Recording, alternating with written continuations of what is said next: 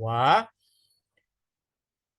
manfaat tujuan dari perjanjian perkawinan itu berdampak ada beberapa hal tadi yang saya dikatakan bahwa ketika mereka bercerai atau meninggal tadi yang saya katakan ada beberapa poin tadi ada 4 hal. Pertama, Pak Budi dan teman-teman semua yang berbahagia, bermanfaat kalau ketika mereka setelah bercerai tidak ada konflik di antara mereka terhadap harta mereka itu hanya dimiliki oleh jika mereka punya anak, maka anak-anak mereka tetap mendapatkan hak sepenuhnya, tapi tidak terhadap pasangannya. Misalnya menikah seorang suami, membuat perjanjian perkawinan dengan istrinya, istrinya masih hidup, maka yang mendapatkan harta itu hanyalah istrinya saja kalau meninggal. Kalaupun dan juga kalau bercerai, maka yang mendapatkan harta itu adalah si anaknya tadi.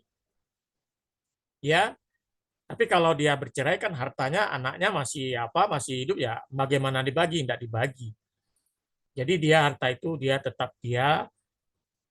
bisa manfaatkan sendiri bersama anak-anaknya. Mungkin nggak dibagi karena dia masih hidup. Tapi kalau meninggal dibagi kepada anaknya, istrinya tidak. Tapi kalau dia bercerai, dia bersama anak-anaknya. Gitu Pak Budi. Juga sebaliknya dengan jika yang meninggal itu adalah perempuan atau istri, kemudian bapaknya masih atau suaminya masih hidup, juga demikian. Istrinya punya harta, maka dia tidak bisa memiliki. Karena apa? Karena ada anak. Kecuali, ini ada kecualinya Pak Budi. Kalau apa? Si istrinya tadi meninggal, membuat perjanjian perkawinan, istri tidak ada orang tua lagi, nenek tidak ada, saudara tidak ada, paman tidak ada. Ada golongan-golongan itu Pak Budi ya, golongan-golongan yang berhak menerima pewarisan ya, ada golongan itu ya, golongan ya turun temurun dari garis atas ke atas, garis ke bawah ya, anak ke bawah itu golongan pertama. Kalau tidak ada anak, maka kemudian adalah orang tua. Kalau anak tidak ada, ya kalau orang tua, kalau orang anak ada orang tua itu masuk golongan kedua orang tua itu. Kalau tidak ada golongan orang tua tidak ada, maka ada saudara kandung. Ya, saudara kandung dari istri. Kalau dia harta dengan perkawinan ya, suaminya masih hidup, dia meninggal, ya, maka dia tidak berhak. Kalau tidak ada. Tapi kalau ada anak ya anaknya cukup. Tidak perlu saudara, tidak perlu lain. Tapi kalau seandainya tidak ada, Pak Budi, teman-teman semua, tidak ada, ya anak tidak ada. Bapak dari ya bapak mertua lah bagi si suami tadi ya, ibu dari apa orang tua dari perempuan atau istrinya yang meninggal, tidak ada. Tapi dia punya saudara, saudara kandung, maka saudaranya itu yang punya hak Pak Budi. Kenapa dia mempunyai perjanjian perkawinan? Ya, kata undang-undang hanya yang dapat adalah kerabatnya saja. Kerabatnya apa? Yaitu saudaranya ada, anaknya tidak ada, ibunya tidak ada. Ya, maka ada saudara kandungnya. Kalau saudara kandung nggak ada, pamannya ada ternyata. Pamannya nggak ada. Pamannya nggak ada anak dari pamannya. Nah suami nggak ada. Jadi ribut, jadi berantem. Ya bagaimana? Kan dia membuat perjanjian perkawinan. Itulah salah satu risiko atau hal yang terjadi. Sehingga jelas kalau mau dia konflik, ya konflik saja.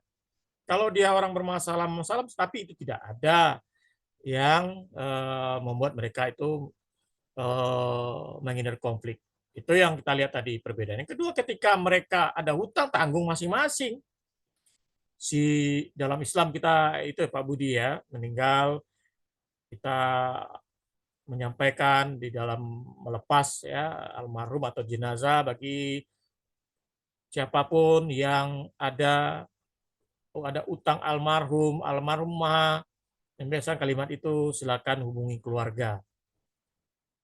Sedangkan dia membuat perjanjian perkawinan misalnya, orang-orang kan orang umum tidak tahu dan tidak mengerti bahwa sebenarnya si almarhumah tadi ada membuat perjanjian perkawinan dengan suaminya yang masih hidup pada waktu itu. Nah, kita kan tidak tahu. Harusnya kan menurut ketentuan kalau memang apalagi diatur dalam perjanjian perkawinan mengenai hutang adalah tanggung jawab masing-masing. Ternyata dia punya hutang, nggak sempat dibayarkan almarhumah. Sedangkan dia membuat bagaimana? Ini kan membingungkan. Ya, paling dihubungi tentu saja si suami. Hei, Pak A, almarhumah dulu berutang dengan cat sekian-sekian, begini-begini sekian-sekian. Ya, mau nggak mau dia terima. Ya, dalam prakteknya itu tak bisa, tetap ditanggung suami ya. Bagaimana tanggung jawab? Ya, kecuali kalau kewajiban suami misalnya mengenai apa sekolah anak, semua harta hidup hari-hari makan dan segala macam, ya untuk kehidupan belanja hari apa menafkah lahir batin, nah itu memang kewajiban si suami, nggak usah diperhitungkan.